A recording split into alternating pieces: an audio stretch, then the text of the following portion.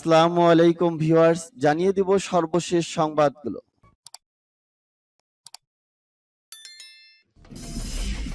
সংবাদের শুরুতেই জানিয়ে দিব সংবাদ শিরোনাম। পাওয়ার গ্রিডে হামলা, অন্ধকারে ডুবে যাচ্ছে ইউক্রেন।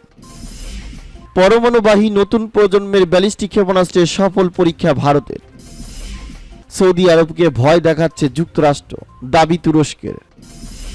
তৃতীয় মেয়াদে চীনের প্রেসিডেন্ট হচ্ছেন শি জিনপিং।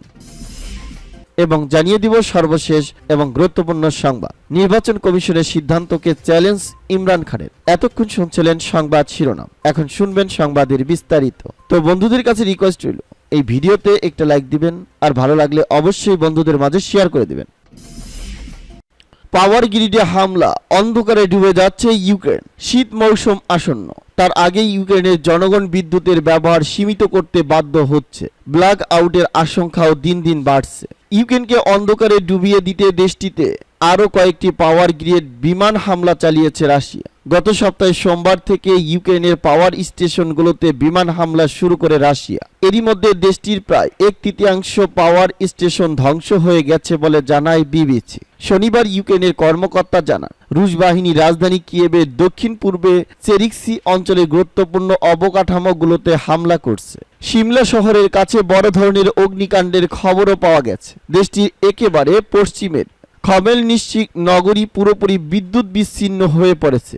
ওডেসা থেকে বিমান হামলা এবং বিদ্যুৎ বিচ্ছিন্ন হয়ে পড়ার খবর এসেছে। ইউক্রেনের বিদ্যুৎ বিতরণ কোম্পানির পক্ষ থেকে বলা হয়, তারা রাজধানী কিয়েভ সহ দেশের বেশ কয়েকটি অঞ্চলে বিদ্যুৎ সরবরাহ সীমিত করতে বাধ্য হয়েছে। প্রায় 8 মাস আগে শুরু হওয়া যুদ্ধে গত বৃহস্পতিবারই প্রথম ইউক্রেন সরকার বিদ্যুৎ সাশ্রয় জনগণের ওপর এর ব্যবহার সীমিত করার বিধি আরোপ করে। সম্প্রতি ইউক্রেনের ওপর আকাশ হামলা বাড়িয়ে দিয়েছে রাশিয়া। শনিবার সকালেও হামলা অব্যাহত ছিল এবং ইউক্রেনের বিমান বাহিনী দাবি করছে, তাদের আকাশ প্রতিরক্ষা ব্যবস্থা রাশিয়ার 18টি ক্রুজ মিসাইল ধ্বংস করেছে। ইউক্রেনের প্রেসিডেন্ট ভলোদিমির জেলেনস্কির chief of staff Andriy Yermak বলেছেন, রাশিয়া এখন সম্মুখ যুদ্ধক্ষেত্রের পিছনে থাকা লক্ষ্যবস্তুতে আঘাত হেনে ইউক্রেনের ভূখণ্ডের মুক্তি বন্ধ করার আশায় আছে, কিন্তু তাদের সে আশা পূরণ হবে না, বরং এই হামলাগুলো কেবল আরো শক্তিশালী প্রতিক্রিয়ার দিকে নিয়ে যাবে। গত শুক্রবার জেলেনস্কি অভিযোগ করে বলেছিলেন, রাশিয়া ইউক্রেনের দক্ষিণের খেরসন অঞ্চলের একটি হাইড্রো ইলেকট্রনিক বাঁধ ধ্বংস করে দেওয়ার পরিকল্পনা করছে। তিনি বলেন, যদি কাখোভকা হাইড্রো পাওয়ার প্ল্যান্ট ধ্বংস করে দেওয়া হয়, তবে ওই অঞ্চলের লাখো মানুষ ভয়াবহ বন্যায় কবলিত হবে। রাশিয়া অবশ্য বলছে, তাদের এ ধরনের কোনো পরিকল্পনা নেই, বরং ইউক্রেনের সেনারা এই বাঁধ লক্ষ্য করে ক্ষেপণাস্ত্র ছুড়ছে। যদিও উভয় পক্ষের কেউই তাদের দাবির পক্ষে কোনো প্রমাণ দেখাতে পারেনি। দিনিপ্র নদীর উপর দিয়ে খেরসন অঞ্চলে যাওয়ার যে একটি সড়ক এখানে চলমান উপযোগী আছে, তার একটি ওই বাঁধের ওপর দিয়ে গেছে। খেরসন অঞ্চলের বেশ খানিকটা দখল এখন রুশ বাহিনীর হাতে। ইউক্রেনের সেনাবাহিনীর ওই অঞ্চল পূর্ণ দখল করতে হামলা চালাতে পারে আশঙ্কায় রাশিয়া তাদের নিয়ন্ত্রণে থাকা এলাকা থেকে বেসামরিক নাগরিকদের সরিয়ে নিয়েছে। পরমাণুবাহী নতুন প্রজন্মের ব্যালিস্টিক ক্ষেপণাস্ত্রের সফল পরীক্ষা ভারতের। নতুন প্রজন্মের ব্যালিস্টিক ক্ষেপণাস্ত্রের সফল পরীক্ষামূলক উৎক্ষেপণ করেছে ভারত। শুক্রবার সকালে ওড়িশা উপকূলে অগ্নি প্রাইম নামের এই ক্ষেপণাস্ত্রের পরীক্ষা সফল হয়। এর আগে এই ক্ষেপণাস্ত্র আরও 2 বার পরীক্ষা চালিয়েছে ভারত।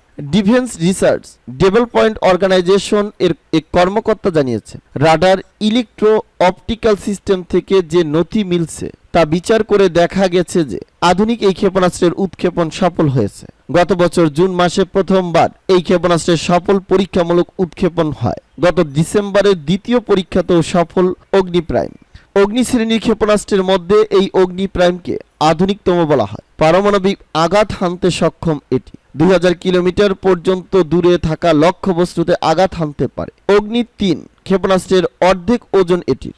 গুজরাটের গান্ধীনগরে প্রতিরক্ষা এক্সপ্রো উদ্বোধনের সময় এই অগ্নি প্রাইজ বিষয়ে ডিআরডিওর প্রশংসা করেন প্রধানমন্ত্রী মোদী। তখন তিনি বলেন, ভারত প্রতিরক্ষা ক্ষেত্র এখন স্বনির্ভর। সৌদি আরবকে ভয় দেখাচ্ছে যুক্তরাষ্ট্র, বলছে তুরস্ক। যুক্তরাষ্ট্রের আপত্তি উপেক্ষা করে তেলের উৎপাদন হ্রাস করায় মিত্র সৌদি আরবকে ভয় দেখাচ্ছে মার্কিনিরা, এমনটাই অভিযোগ করেছে তুরস্ক। ওপেক প্লাস সম্প্রতি ঘোষণা করছে যে নভেম্বর থেকে তারা তাদের তেল উৎপাদন দিনে 20 লাখ ব্যারেল হ্রাস করবে, অথচ যুক্তরাষ্ট্র ও ইউরোপীয় ইউনিয়ন দেশগুলো তেলের মূল্য কমানোর জন্য উৎপাদন বাড়ানোর আহ্বান জানিয়ে আসছিল। যুক্তরাষ্ট্র বলে আসছে তেলের উৎপাদন বাড়ানো হলে তা রাশিয়ার জন্য সুবিধা হবে। মার্কিন প্রেসিডেন্ট জো বাইডেন গত সপ্তাহে বলেছেন এই পদক্ষেপের জন্য সৌদি আরবকে পরিণাম ভোগ করতে হবে। এ প্রেক্ষাপটে তুরস্কের পররাষ্ট্রমন্ত্রী মেভলুত চাগুসলুবু শুক্রবার এক সংবাদ সম্মেলনে বলেন, আমরা দেখছি যে একটি দেশ সৌদি আরবকে হুমকি দিচ্ছে।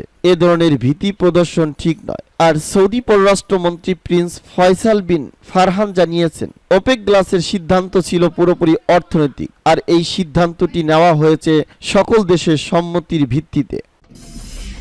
তৃতীয় মেয়াদে চীনের প্রেসিডেন্ট হচ্ছেন শি জিনপিং। তৃতীয় মেয়াদে চীনের প্রেসিডেন্ট হচ্ছেন শি জিনপিং।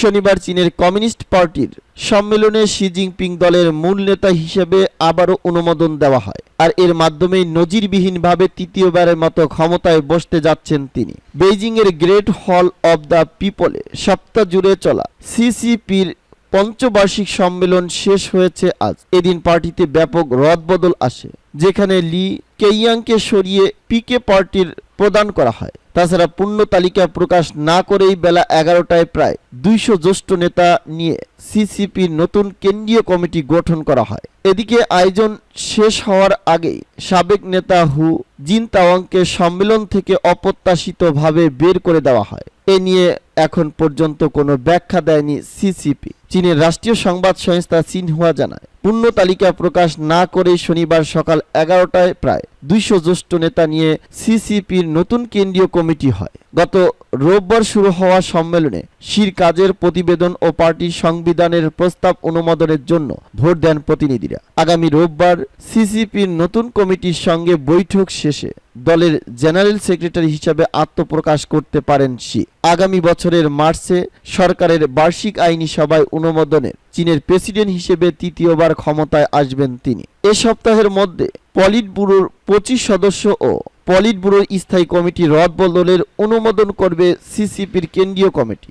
মাও সে তুয়াংয়ের পর সবচেয়ে ক্ষমতাধর চীনা নেতা হিসাবে দেখা হয় শি জিনপিংকে। তৃতীয়বারের মতো প্রেসিডেন্ট হতে পারলে চীনের ক্ষমতায় তার নিয়ন্ত্রণ আর শক্ত হবে। অনেকেই মনে করেছেন এখনো হতে পারে যে 69 বয়সের শি জিনপিং আজীবনের জন্য ক্ষমতা ধরে রাখবেন। বর্তমানে শি জিনপিং 3টি শীর্ষ ক্ষমতাধর পদ ধরে রেখেছেন। সেগুলো হলো জেনারেল সেক্রেটারি হিসাবে তিনি নিজেই চীনা কমিউনিস্ট পার্টির 1 নম্বর নেতা, প্রেসিডেন্ট হিসেবে তিনি চীনের রাষ্ট্রপ্রধান ও কেন্দ্রীয় সামরিক কমিশনের চেয়ারম্যান হিসেবে তিনি চীনা সেনাবাহিনীর শীর্ষ কমান্ডার।